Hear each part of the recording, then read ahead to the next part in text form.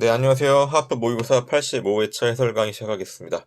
설 연휴를 앞두고 있습니다. 오늘 여러분 해설 강의 듣고 나면 또 설 연휴 동안 여러분 나름의 재충전 시간 그리고 공부를 보충하는 시간을 가지고 다음 주에 또 여러분 하프 모의고사는요. 공휴일 따지지 않고 월화수목금 항상 진행됩니다. 그러니까 월요일 아침 되면 또 하프 모의고사 86회차가 나와 있을 겁니다. 오늘 85회차는 좀 쉬웠죠? 어려웠던 문제가 뭐가 있었을까? 8번과 10번은 좀 어려웠어요. 8번과 10번 어려웠고 8번이 2023년도 경찰 간부 시험인데 좋은 문제가 많았어요. 모르시는 분도 있는데 경찰 간부 시험은 40문제거든요. 40문제 오지선다요.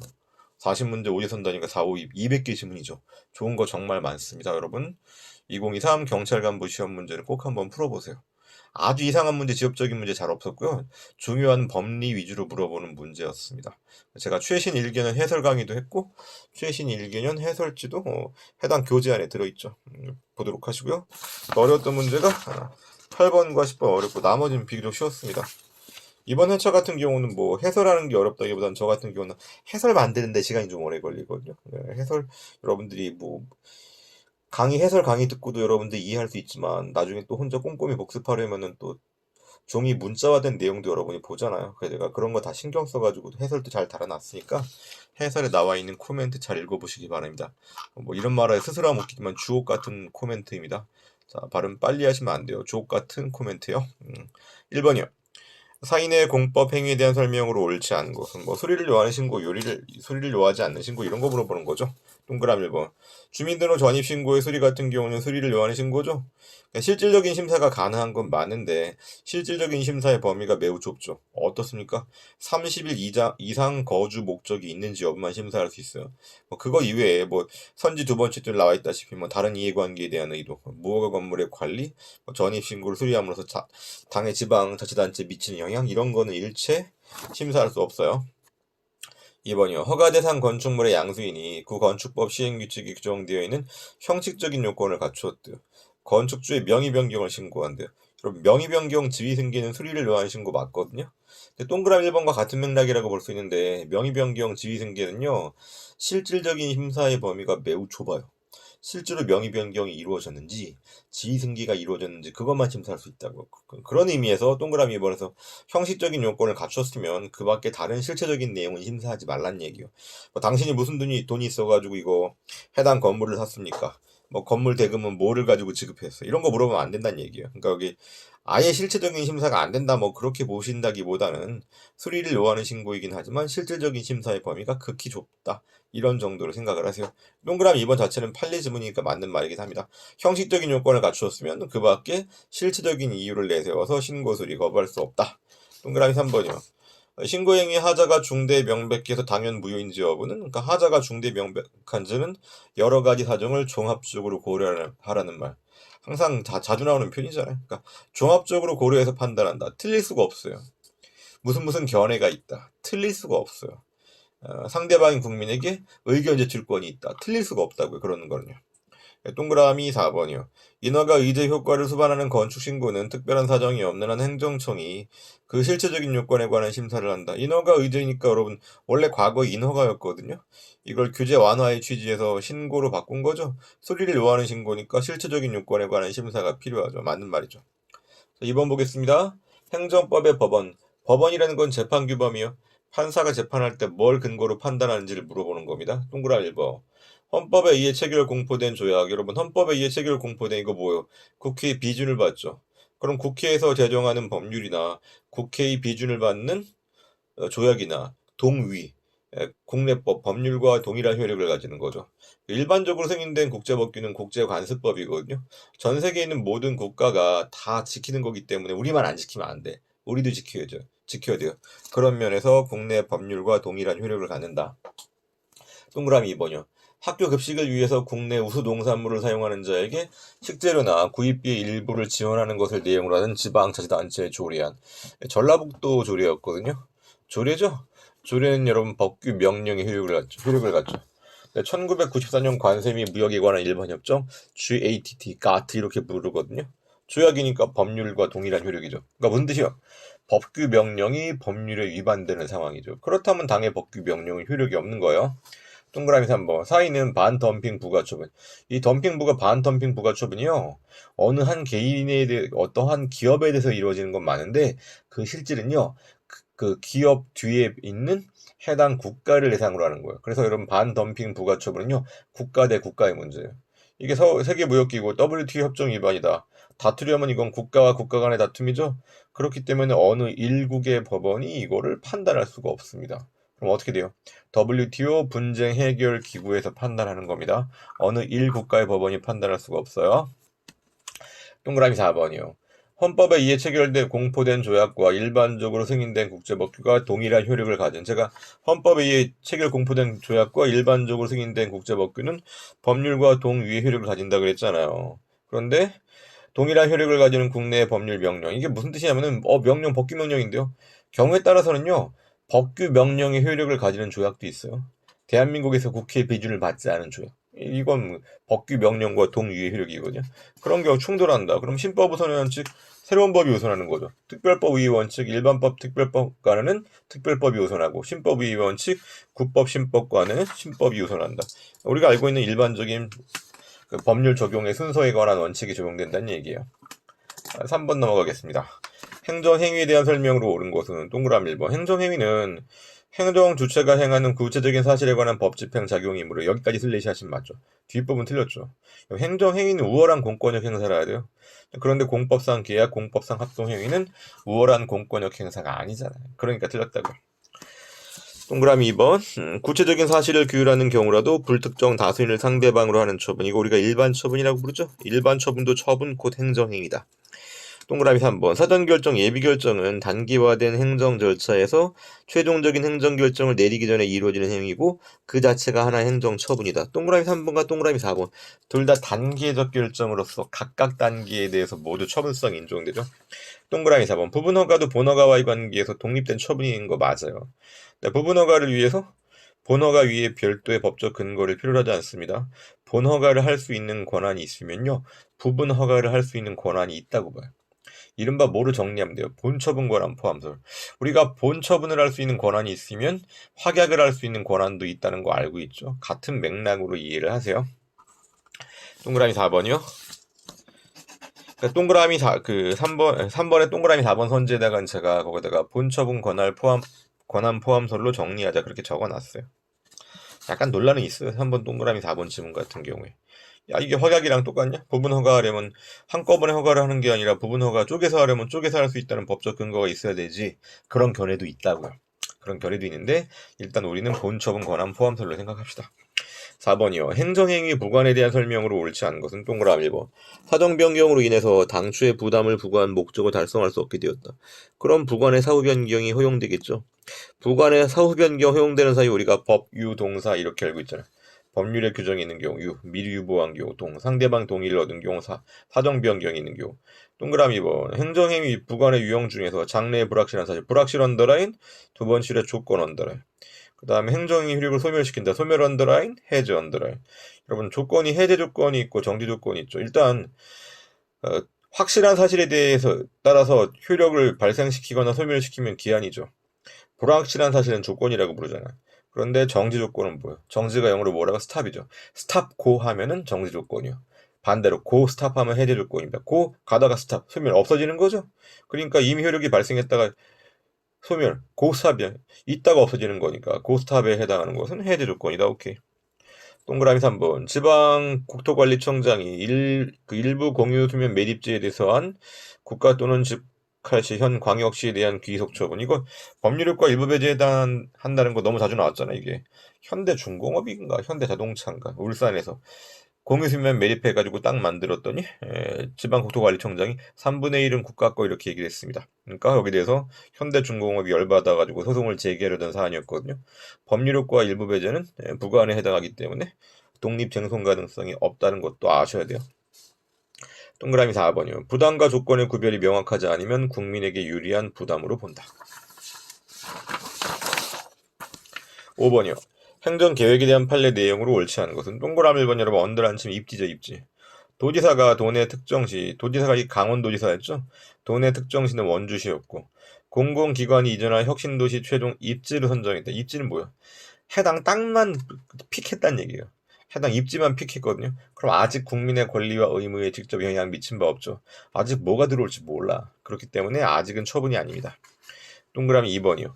행정 주체가 행정 계획을 위반 결정함에 있어서 이익 형량을 하긴 했대요. 근데 정당성과 객관성이 결여됐다. 이거 저울질 잘못했다는 얘기죠. 잘못했다. 그릇될 5죠. 5형량. 그렇기 때문에 그 행정 계획 결정은 5형량. 형량의 하자가 있으니까 위법하죠.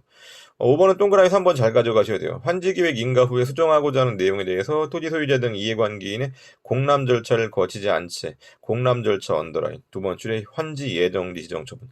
이게 당초 계획이건 나중에 변경된 계획이건 그게 중요한 게 아니라 환지 계획한 다음에 공람 절차를 거쳐서 환지 예정지 지정으로 가라는 얘기입니다. 여러분 공람 여기서 공람이라는 게 이해관계인한테 공이에요. 퍼블릭할 공짜죠. 람은요 볼람자죠. 토지 소유자 등 이해관계인한테 보여주지도 않고 서프라이즈 네 땅이 앞으로 저 사람 땅과 저렇게 바뀐다. 환히 익스체인지 땅을 바꾸는 거잖아. 그러면 땅 주인들이 얼마나 화가 나겠어. 폭동이나 밀란이 일어날 수도 있어요. 그렇기 때문에 공람 절차를 거치지 않고 이루어진 환지 예정지 지정 처분은 당연 무효예요. 당연 무효니까 그 뒤에 이루어진 환지 처분도 무효가 됩니다. 이번에 해당하는 해설 보세요. 이거 중요한 판례예요. 동그라미 3번. 세 번째로 대상 지역 내 토지 소유자들에게 계획 내용을 보여주지도 않고 즉 공람 절차를 진행하지도 않고 환지 절차가 진행된다면 밀란이나 폭동이 일어날 수도 있어요. 그러니까 이때 환지 예정 지정 처분 당연 무효. 반면에 비교 판례 그리고 도시계획 안에 공고 및 공람 절차 하자가 있는 도시계획 결정 위법하다. 이건 일반적인 도시계획이다. 이때는 이해관계의 범위도 매우 넓겠죠. 이들에게 안 보여줬다 절차 상하자가 있는 겁니다. 절차 상하자가 있으면 무슨 사유다? 취소 사유다. 또 하나 판례 여러분 뭡니까? 도시계획에 대해서 여러분들 고시를 안 하게 됩니다. 이건 고시는 효력 발생 요건이죠. 고시 안 하면 효력 자체가 발생하지 않는 겁니다. 이 공고 공람 절차랑 또 다른 내용이에요. 공고 공람 절차는요 처분을 하기 전에 이루어져야 되는 절차를 얘기하는 것이고 고시라는 거는 해당 도시계획 결정의 효력 발생 요건이에요. 효력 발생 요건을 안 갖췄으면 무효가 되는 겁니다. 자, 두 개의 판례 정확히 비교하세요. 동그라미 3번이요. 도시관리구역 내 뭐를 소유하고 있대요? 토지 등을 소유하고 있대요. 그럼 이런 토지 등을 소유하고 있는 주민의 경우에는 계획 변경 청구권이 있죠? 신청권이 있습니다. 신청권이 있는 사람의 신청을 반려했다. 그럼 거부 처분이죠. 그러니까 항고소송 대상이 되는 거죠. 6번이요. 행정지도에 대한 설명으로 옳은 것은 동그라미 1번. 대집행의 계고는 행정지도가 아니라 뭐요? 의사의 통지죠? 우리가 대집행 절차가 계형 실비로 구성되잖아요. 계고랑 대집행 영장 통지 둘 다 모두 의사의 통지예요. 제가 적어놓은 코멘트 보세요. 계고 처분이란 향후 대집행 실행이 인정될 수 있음을 알려서 자진 철거를 하도록 하는 최후통첩의 성격을 갖는다고요. 그래서 그런 의미에서 계고는 의사의 통지예요. 강제징수 절차의 독촉도 마찬가지로 둘 다 최후통첩이에요. 마지막으로 한번 경고한다 이런 내용이에요. 의사의 통지로서 처분성이 있는 겁니다. 동그라미 2번. 행정지도에는 비례원칙이 적용되지 않는다? 그럴 리가. 비례원칙은 모든 행정작용에 다 적용됩니다.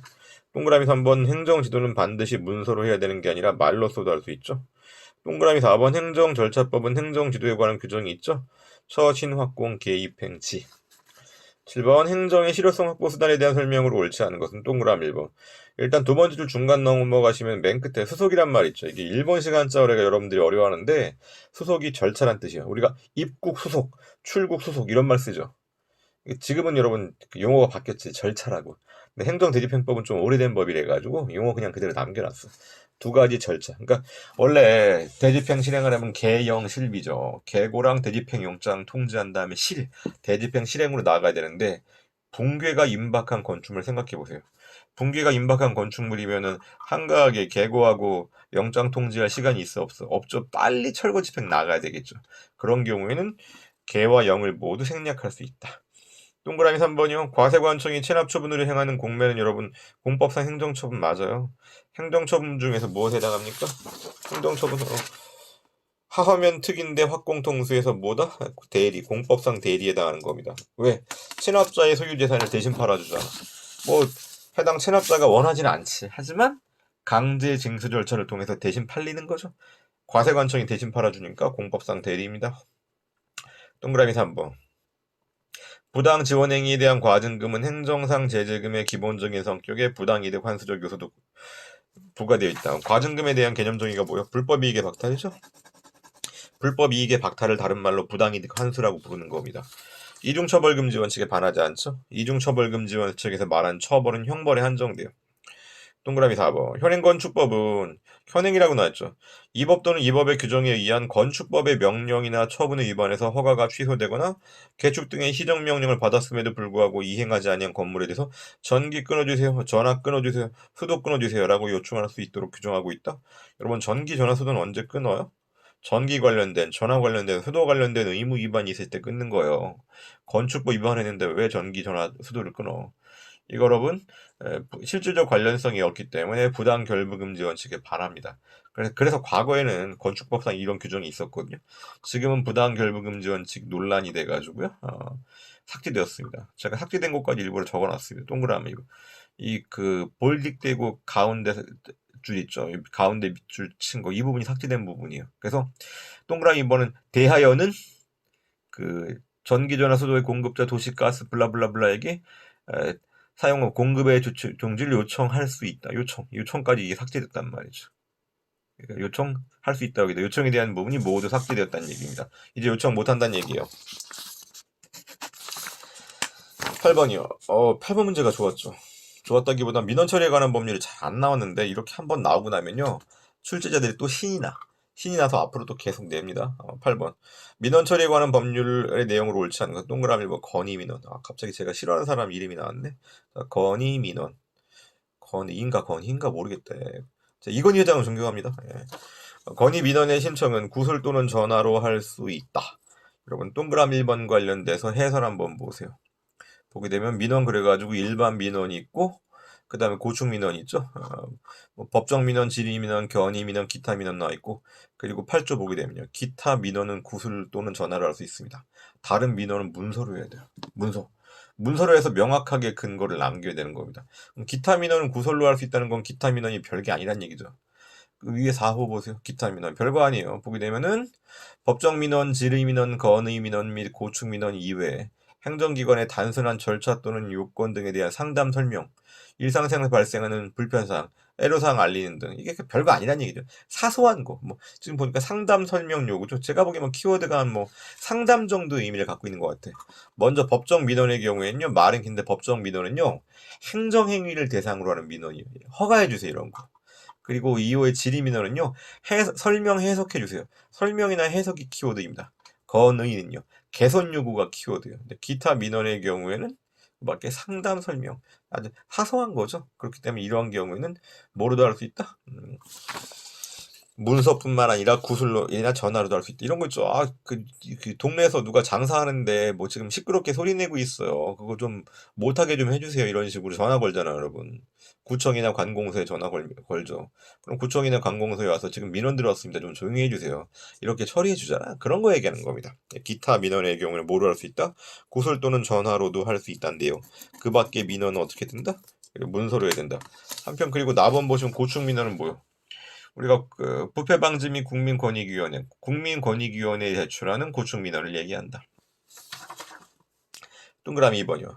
민원 기간의 장은 민원을 접수 처리할 때 민원인에게 관계 법령 등에서 정한 구비 서류 외의 서류를 추가로 요구하면 안 된다. 법에서 요구하는 것 이외 서류를 요구하는 거는 괴롭히는 거죠. 매기는 거죠. 매기지 말란 얘기요. 동그라미 3번. 제가 법정 민원은 뭘 대상으로 한다고 그랬어요? 행정행위를 대상으로 하는 민원이라 그랬죠? 그래서 법정 민원에 대한 행정기관의 장애 거부 처분에 불복하는 민원인요, 그 거부 처분 받느라부터 얼마? 60일 내요. 60일 이내 문서로 이의 신청을 할 수 있다. 민원 처리법에 따른 이의 신청 60일 이내요. 여러분, 이거 우리가 행정기본법에 따르면 행정기본법상 이의 신청은 기간이 며칠이었죠? 30일이요. 행정기본법상 민원 신청, 그러니까 이의 신청. 행정기본법상 이의 신청 기간과 헷갈리시면 안 돼요. 행정기본법상 이의 신청 기간은 30일이고 민원 처리법상 이의 신청 기간은 60일이다. 요 정도는 여러분 알아두면 좋아요. 그 다음에 동그라미 4번이요. 행정기관의 장은 민원인이 동일한 내용의 질의 민원을 정당한 서유 없이 계속 물어본단 말이죠. 3회 이상 반복하여 제출한다. 이거 어떤 경우입니까? 지금 질의 민원이라 그랬는데 질의 민원에 한정되는 건 아니고요. 동그라미 4번 해설 보세요. 두 번째 줄에 법정 민원은 지배한다. 왜? 법정 민원은 행정행위를 대상으로 하는 거거든. 중요한 거예요. 나한테 영업허가 해달라 이런 식으로. 법정 민원을 지배하고 나머지 민원을 정당한 사유 없이 3회 이상 반복하여 제출하는 경우, 2회 이상, 2번 이상 결과 통지 있으면 잘했습니다. 그 다음부터는 무시해도 상관없어요. 그 후에 접수되는 민원에 대해서 종결 처리할 수 있다. 무슨 뜻입니까? 이때는 처리 결과 통지 안 해도 괜찮습니다. 처리 결과 통지 없이도 종결 처리할 수 있다. 23조 경우 여러분 법정 민원은 제외한다는 것도 아셔야 되고 3회 이상 반복한 경우에 입니다. 그리고요. 2회 이상 처리 결과는 통지해줘야 돼요. 2회 이상. 2회 이상 처리 결과를 통지했으면 그 다음부터는 응답 안 하고 무시해도 됩니다. 진상 민원인, 악성 민원인. 나중에 여러분들 공무원 되시면요. 악성 민원도 많이 힘들거든요. 근데 힘든데 뭐 개인적으로 여러분들한테 원한 가진 사람 아니잖아요. 그러니까 부드럽게 넘기는 게 뭐 좋습니다. 말은 쉽지. 9번이요. 취소 소송의 원고적 경 및 협의의 소에 이익이 된 설명으로 옳지 않은 것은 동그라미 1번. 고등학교 졸업학력 검정고시 합격했다고 할지라도 고등학교에서 퇴학 처분을 받은 자는 퇴학 처분의 취소를 구할 협의의 소에 이익이 있다. 왜 그래요? 고등학교 학생으로서의 신분과 명예를 회복할 필요가 있잖아요. 검정고시 합격했다? 여러분, 고등학교 졸업장이라는 게 대학교 입학을 위한 그 전제 요건 여기에 지나는 게 국한되는 게 아니라고요. 고등학교 졸업 자체가 여러 가지 다양한 의미를 갖고 있어요, 여러분. 사회 나가면 여러분 고등학교 선배들이 얼마나 잘해주는데 앞에서 밀어주는 경우 많아요. 그리고 뭐 어느 고등학교 나왔냐 무슨 명문이냐 이런 거 따지잖아. 동그라미 2번이요. 원천 납세 의무자는 원천 징수 의무자에 대한 납세 고지를 다툴 수 있는 원고 적격이 없어요. 원천 징수 의무자에 대한 납세 고지. 납세 고지라는 게 과세 처분이죠. 누가 다투어야 돼요? 원천 징수 의무자가 다투는 겁니다. 동그라미 3번 협의의 소의 이익은 상고심 계속 중에도 존속이 된다. 제가 상고심에서 인정된 거 상고심 집참 유사 이렇게 설명하지 않았습니까? 소송요건 유지에 대한 설명이죠. 협의의 소의 이익은 소송요건이잖아. 상고심 단계에서도 계속 있어야 된다. 동그라미 4번 경찰 허가가 뭐예요? 강학상 허가예요. 경찰 허가라는 게 경찰로부터 받는 허가란 뜻이 아니에요. 경찰이라는 게 행정에서 말하는 경찰은 질서 유지를 얘기해. 질서 유지. 그러니까 허가라는 것 자체가 질서 유지를 목적으로 잠시 묶어놨다가 풀어주는 거죠. 근데 경찰 허가가 강학상 허가를 얘기한다고요. 질서 유지를 목적으로 이루어지는 허가. 그러면 허가를 받은 경업자에게는 원칙적으로 원고 적격이 부정되죠. 왜? 나만 할 수 있는 게 아니라 남도 할 수 있어요. 그러니까 특허 사업은 나만 할 수 있는 거죠. 특허 사업의 경업자는 원고 적격이 인정되고 그러니까 동그라미 4번 반대로 된 거죠. 자, 10번이요. 행정심판에 대한 설명을 옳지 않은 것은 10번 동그라미가 좀 까다로웠거든요. 행정심판 당사자는 행정심판위원회 위원에 대한 기피 신청할 수도 있고요. 만약에 법률상 행정심판위원 결격 사유다. 그럼 제척이라고 제척 신청도 할 수 있겠죠. 뭐 제척이건 기피건 신청했단 말이에요. 그럼 위원장이 기피 여부를 결정해야 돼요. 위원회의 의결을 거쳐란 말이 틀렸어. 왜? 위원회 의결을 거치려면요. 위원들 소집해야 되죠. 그럼 시간 엄청 오래 걸려. 이게 행정심판위원들은요. 상임위원이 몇 명 안 되잖아. 다 비상임위원이거든요. 그러다 보니까 이 비상임위원들 모으는데 시간 많이 걸려요. 상임위원은 여러분 중앙행정심판위원회 같은 경우는 70명 중에서 4명밖에 안 돼. 그렇기 때문에 위원회 소집에 많은 시간이 소요되기 때문에 한가하게 위원회 의결을 거칠 수 없다. 위원장이 단독으로 기피 여부를 결정하는 겁니다. 동그라미 2번. 그러니까 동그라미 또 여러분 어떤 것도 있죠? 집행정지 신청에 대해서도 어떻게 할 수 있어요? 위원장이 직권으로 결정할 수 있죠. 또 위원회 의결 거치려면 시간 오래 걸리니까. 동그라미 2번이요. 의무이행 심판은 처분을 신청한 자이죠. 근데 신청에 대해서 뭐가 있었던 경우 거부 또는 부작위죠. 의무이행 심판 언더라인, 신청 언더라인, 거부 처분 언더라인, 부작위 언더라인. 그 일정한 처분입니다. 특정한 처분이 아니라고. 이게 왜 그래요, 여러분? 부작위의 경우 일단 뭐 일정한 처분이라는 게 내가 신청했는데 최소한 응답은 해달라는 얘기죠. 물론 나는 예스라는 응답을 요구하기 위해서 의무이행 심판 청구하는 건 맞아. 많은데 여기서 일정한이란 말, 특정한의 의미는 아닙니다. 그래서 이런 법률상 이익 있는 자가 청구할 수 있다. 동그라미 3번 행정심판법상 임시처분은 당사자의 신청으로도 가능하고 행정심판위원회의 직권으로도 가능합니다. 행정심판위원회의 직권으로 안 되는 건 우리가 변접참조로 기억하세요. 임시처분이 있고 집행정지가 있다. 임시처분이 보다 센 수단이거든요.